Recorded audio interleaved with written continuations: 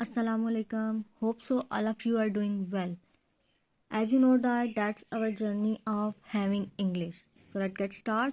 As you know that कि हम लोग जो है वो पीछे टेंसेस को डिस्कस कर रहे थे. हमने अपने 4 लेक्चर जो हैं उनमें प्रेजेंट टेंस को, जिसमें उसके आगे कैटेगरीज को डिटेल से डिस्कस किया था और इन सिंपल वे हमने उसको डिस्कस किया था. तो आज जो है वो हम लोग पास्ट को डिस्कस करेंगे, पास्ट और उसकी कैटेगरीज को डिस्कस करेंगे. क्योंकि हम लोग जो है वो इंग्लिश लैंग्वेज हमारी जर्नी चल रही है, जिसमें मैंने आपको ऑलरेडी बताया था कि 2 मेजर चीज़ें होती हैं. एक तो उसमें होता है टेंसेज इन्वॉल्व होते हैं जिसमें हम ट्रांसलेशन करते हैं, और दूसरा उसमें किस चीज़ की इन्वॉल्वमेंट होती है कि ऐसे टेंसेज जिसकी ट्रांसलेशन हम नहीं कर सकते. तो सबसे पहले हमने अपने मेजर टॉपिक को पकड़ा है जिसमें हम टेंसेज को पढ़ेंगे, जिसमें हम ट्रांसलेट करके चीज़ को डिस्क्राइब करते हैं. तो हम लोग जो है प्रेजेंट को डिस्कस कर चुके थे, उसकी सारी फॉर्म्स को, कैसे उसका सेंटेंस स्ट्रक्चर होता है, एवरीथिंग जो है वो हमने डिटेल में डिस्कस किया है. तो अब हम लोग जो है वो आज जो हमारा मेन टॉपिक है डिस्कशन का वो है पास्ट का, जिसमें पास्ट अब क्या होता है कि इसमें हमारे पास ये होता है कि माजी में होने वाले किसी भी मुकम्मल अमल को हम बयान करते हैं जिसका वक्त जो है वो गुजर चुका होता है, लेकिन और इसका हाल में कोई ताल्लुक नहीं होता. पास्ट टेंस में क्या होता है कि इवेंट जो होता है वो हमारा ऑलरेडी हो चुका होता है और इसका हमारे प्रेजेंट से कोई लिंक नहीं होता. हमारे प्रेजेंट से इसका लिंक नहीं होता. एक तो ये इवेंट जो है वो ऑलरेडी हो चुका होता है और दूसरा इसका हमारे प्रेजेंट से कोई भी लिंक नहीं होता. इसमें आगे हमारी कैटेगरीज है. कैटेगरीज वही हैं जैसे कि प्रेजेंट टेंस में थी. तो सबसे पहले हम लोग डिस्कस करेंगे इनडेफिनिट को.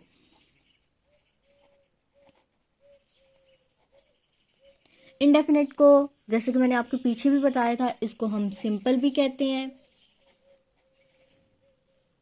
पॉजिटिव भी कहते हैं और इसको हम अफर्मेटिव भी कहते हैं.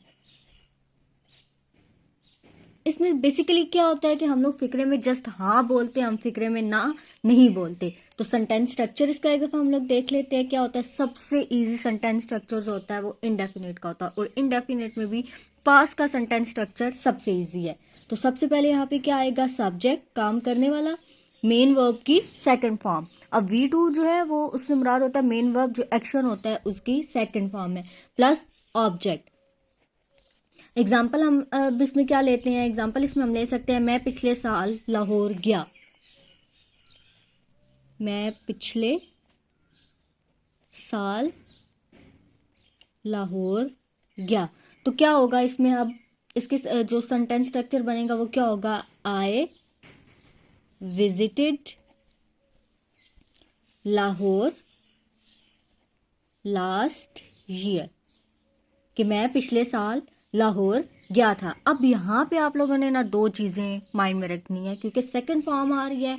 तो सेकंड फॉर्म हमारी 2 होती हैं. एक होते हैं हमारे इरेगुलर वर्ब्स और एक होते हैं हमारे रेगुलर वर्ब्स. अब इनमें डिफरेंस क्या होता है, जो कि होता है हमारा इरेगुलर वर्ब उसकी अपनी सेकंड फॉर्म भी होती है और थर्ड फॉर्म भी होती है, जबकि इरेगुलर वर्ब्स जो हमारे होते हैं सिंपल हमने उसमें क्या करना होता है, ईडी लगा देना होता है. अब इसमें एग्जांपल हम ले लेते हैं. इरेगुलर में आ जाएगा गो, तो गो की सेकंड क्या होगी, वेंट, और थर्ड होगी गॉन. इसी तरह अब हम रेगुलर फॉर्म में देखते हैं तो उसमें प्ले कर लेते हैं. तो सेकंड इसकी क्या होगी, प्लेड, और थर्ड भी क्या होगी, प्लेट. इसमें सिंपल क्या होता है कि सेकंड फॉर्म के साथ ईडी लग जाता है और जो होता है हमारा इरेगुलर वर्ब उनकी अपनी एक फॉर्म होती है, उनकी अपनी पहचान होती है, उनकी अपनी सेकंड और थर्ड फॉर्म होती है. नेक्स्ट आगे हम बात करते हैं इनकी कंडीशंस की, क्योंकि अब हम जो है डिस्कस करेंगे कंडीशंस. पीछे हमने इंडेफिनेट, कंटिन्यूअस, परफेक्ट और परफेक्ट कंटिन्यूअस चारों की कंडीशन भी डिस्क्राइब की थी. तो इसकी क्या होती है, पहली इसकी कंडीशन क्या है कि वक्त खत्म हो चुका होता है. ठीक है, पहली इसकी कंडीशन क्या है, कंप्लीटेड टाइम, कि इसमें काम जो होता है, जो टाइम होता है वो ऑलरेडी कंप्लीट हो चुका होता है. जैसे वो शाम 5 बजे दफ्तर से चला गया. ठीक है, तो ही इसका क्या होगा, ही लेफ्ट the office at 5 होता है रिपीटेशन ऑफ इवेंट, जो हमारा एक्शन हो रहा होता है वो बार बार जो है रिपीट हो रहा होता है, और वाकया तो वो प्रॉपरली हो चुका होता है, ऑलरेडी डन होता है, लेकिन हम उसको क्या कर रहे होते हैं, बार बार रिपीट कर रहे होते हैं माजी में जो है। और वो जो रिपीटेशन होती है वो एक तरतीब से होती है, ठीक है, उसकी एक रेगुलर फॉर्म होती है, उसकी जो है एक प्रॉपर तरतीब होती है, वो ये नहीं होता इरेगुलर फॉर्म में नहीं होता। जैसे कि मैं उठा, दांत साफ किए और नाश्ता किया, तो इसमें क्या होगा कि हम एक अपनी रेगुलर रूटीन के बारे में बात कर रहे होते हैं। ये समझे तरतीब से यहाँ पे मुराद अपनी आप हैबिट्स को डिस्कस कर रहे होते हो, आदत को डिस्कस कर रहे होते हो। तो यहाँ पे क्या होगा, I woke up, brushed my teeth and had breakfast। अब ब्रेकफास्ट नहीं होता, ब्रेकफास्ट होता है। तो ये प्रोनाउंसिएशन है, इसका आगे जो है वो हम अलग लेक्चर देखेंगे। अब इसमें थर्ड फॉर्म क्या होती है, थर्ड फॉर्म ये होती है कि जिसमें आप अपनी आदत को डिस्कस कर रहे होते हो, ठीक है, आप अपनी हैबिट को डिस्कस कर रहे होते हो, आपकी माजी की हैबिट जो होती हैं उनको हम लोग डिस्कस कर रहे होते हैं। तो माजी में बार बार जो अमल होता है वो होता है या तरतीब से होता है। एक कंडीशन होती है कि आप जो अमल कर रहे होते हो तरतीब से होता है, और एक ही होता है कि आप अपनी आदत को बार बार बता रहे होते हैं। जैसे कि एग्जांपल हम ले लेते हैं इसमें, जब मैं बच्चा था तो रोज फुटबॉल खेलता था। अब इसकी क्या होगी, when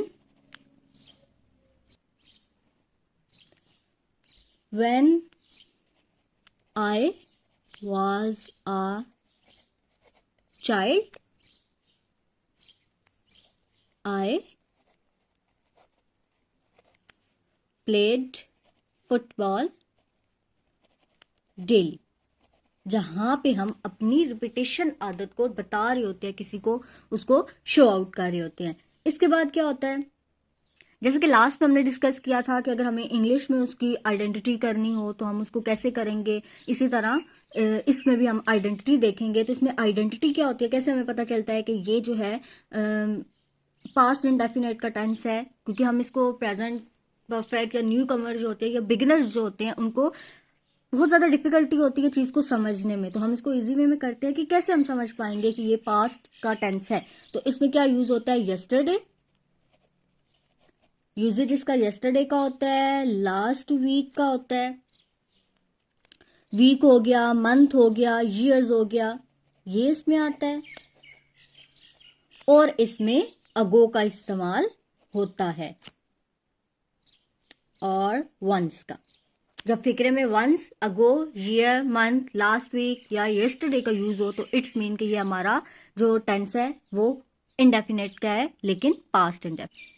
अब हम बात करते हैं इसके नेगेटिव फॉर्म की, कि नेगेटिव हो तो क्या स्ट्रक्चर बनता है। तो क्या स्ट्रक्चर बनेगा इसमें नेगेटिव में, subject plus helping verb. Helping verb इसमें क्या यूज होता है, एक ही यूज होता है जो कि did, plus not, plus verb की, मेन वर्ब की फर्स्ट फॉर्म। माइंडेड के टेंस जो है वो ये यूज हो रहा है पास्ट इंडेफिनिट का, लेकिन जब डिड का इस्तेमाल आ जाए, डिड यूज हो जाए, तो उसके बाद मेन वर्ब की सेकंड फॉर्म नहीं लगती, फर्स्ट फॉर्म लगती है। रीजन इज दैट कि डिड आल्सो सेकंड फॉर्म है डू की, तो सेकंड फॉर्म डबल टाइम नहीं रिपीट होगी, एक ही बार होगी, तो फिर एक्शन की हमारी फर्स्ट फॉर्म लगेगी और इसमें प्लस ऑब्जेक्ट आ जाएगा। एग्जाम्पल इसमें देख लेते हैं, मैं स्कूल नहीं गया, यानी कि आई डिडेंट या did not go to school. यहाँ पे वो बता रहा है कि मैं स्कूल नहीं गया, ना नहीं के एक्शन को वो रिपीट कर रहा है। और जो डिड नॉट है उसको मुख्तसरन जो है वो हम डिडेंट लिखते हैं, या आप डिड नॉट यूज कर लें या डिडेंट यूज कर लें। और डिड जो है वो सबके साथ लगता है, क्या वो सिंगुलर है, क्या वो प्लूरल है, वो इज है, दिस दैट, सबके साथ लगता है। तमाम जो हमारे पास आते हैं ही शी इट टाइप सब्जेक्ट आते हैं उनके साथ डिड लगता है। फिर अगर हम बात करें क्वेश्चनिंग की, ठीक है, इंट्रोगेटिव की, तो उसमें इसका सेंटेंस स्ट्रक्चर क्या बनेगा, सिंपल होता है। जो हमारा हेल्पिंग वर्ब है जो कि डिड है वो पहले आ जाएगा, plus subject plus main verb की फर्स्ट फॉर्म, अगेन रिपीटिंग कि आपने जब डिड का इस्तेमाल होता है तो मेन वर्ब की फर्स्ट फॉर्म यूज करते हैं, सेकंड फॉर्म नहीं करते, प्लस ऑब्जेक्ट। इसमें एक एग्जांपल को देख लेते हैं, वो कहाँ गया, तो वो कहाँ गया, वेयर डिड ही गो। अब वेयर जो है वो WH फैमिली आ जाती है, मीन्स के डबल इंट्रोगेटिव आ जाता है। बात ये होती है कि इसमें आप रीजन भी पूछ रहे होते हैं और मेन कंसर्न भी आपका होता, सवाल भी पूछ रहे होते हैं। तो एक और एग्जांपल ले लेते हैं, क्या तुमने फिल्म देखी, did you watch the movie. आखिर में क्वेश्चन मार्क आ जाएगा दोनों में। ये अब WH फैमिली आ गई हमारे पास, उसका इंट्रोगेटिव है, यानी कि जिसे हम डबल इंट्रोगेटिव भी कहते हैं, और ये हमारा सिंपल इंट्रोगेटिव है।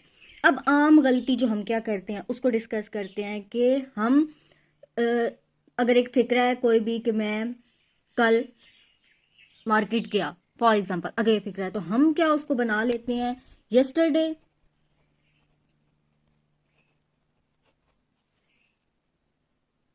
I have gone to market, जबकि ये करेक्ट नहीं है, ये फिक्रा आपका रॉन्ग है। इसकी करेक्शन क्या है, yesterday I went to market। अब मैंने आपको आगे भी बताया था कि जब yesterday, last week, month, year या अगो वंस यूज हो जाए तो वो फिर हमारा कौन सा टेंस होता है, इंडेफिनिट का पास्ट फॉर्म में होता है। तो इसीलिए अब यहाँ से हमें रिकॉग्नाइजेशन हो गया कि यहाँ पे हमने फिक्रा तो पास्ट का लगाया, लेकिन आगे जो फॉर्म हमने लगाई वो कौन सी लगाई थी, परफेक्ट लगाई थी इंडेफिनिट की, जबकि यहाँ पे आती है पास्ट इंडेफिनिट टेंस आता है।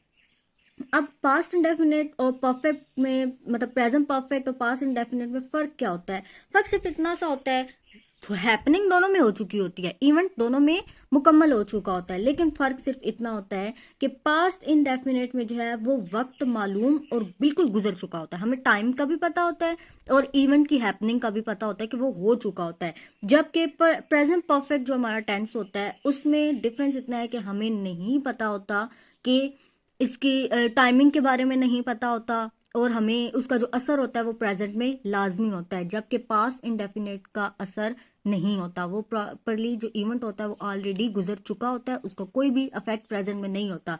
जबकि परफेक्ट इंडेफिनिट जो है, सॉरी प्रेजेंट परफेक्ट जो है, उसका असर हमारे प्रेजेंट में मौजूद होता है, बेशक इवेंट वो हैपन हो चुका हो। होप सो आपको ये समझ आ गई हो। अगर आपका कोई क्वेश्चन है या आपको कोई इसके नोट्स वगैरह चाहिए होते हैं तो आप कमेंट्स में बताया करें, आपको PDF फॉर्म भी मिल जाएगी। Thank you for watching.